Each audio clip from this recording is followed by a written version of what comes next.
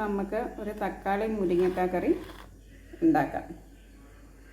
അതിന് വേണ്ട സാധനങ്ങൾ: തക്കാളി 4 അരിഞ്ഞത്, 2 മുരിങ്ങക്കായ, 2 പച്ചമുളക്, വലിയ പച്ചമുളകാണ്. അതെല്ലാം കൂടെ അരിഞ്ഞ് നമുക്ക് ഒരു കുക്കറിലേക്ക് ഇടാം. അത് കഴിഞ്ഞ് നമുക്ക് ആവശ്യത്തിനുള്ള വെള്ളം ഇതിലേക്ക് നമുക്ക് ആവശ്യത്തിനുള്ള വെള്ളം ഒഴിക്കാം. കുറച്ച് ഉപ്പും കൂടെ ചേർത്ത് നമുക്ക് അടുപ്പത്തേക്ക് വെക്കാം.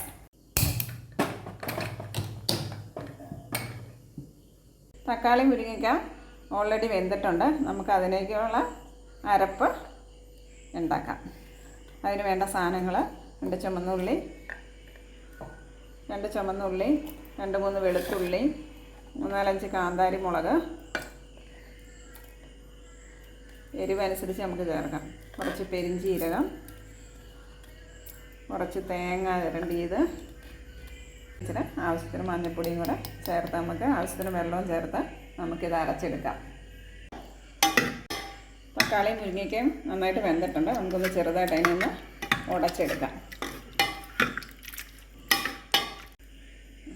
നമുക്ക് അതിൻ്റെ അകത്തേക്ക് അരച്ച് വെച്ച അരപ്പ് ചേർക്കാം. നന്നായിട്ട് അരച്ചെടുക്കണം കേട്ടോ. അരപ്പ് ചേർത്തത് നമുക്കൊന്ന് അടുപ്പത്ത് വെച്ചതിന് തിളപ്പിച്ചെടുക്കാം.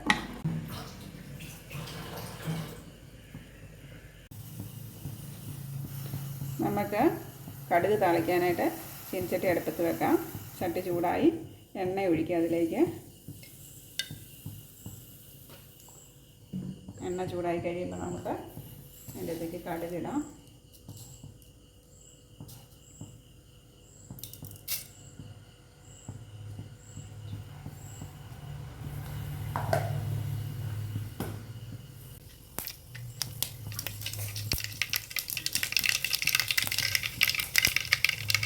കടുക് പൊട്ടി നമുക്ക് ചെറിയ ഉള്ളി എടുക്കുക.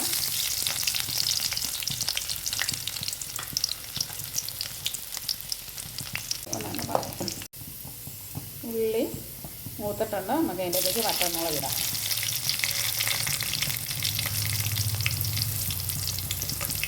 വറ്റൽമുളക് മൂത്തിട്ടുണ്ട്. 2 കറിവേപ്പിലയും കൂടെ നമുക്ക് ഇതിലേക്ക് ചേർക്കാം. വെച്ചിരിക്കുന്ന തക്കാളി മുരിങ്ങക്കായും ഒഴിക്കും.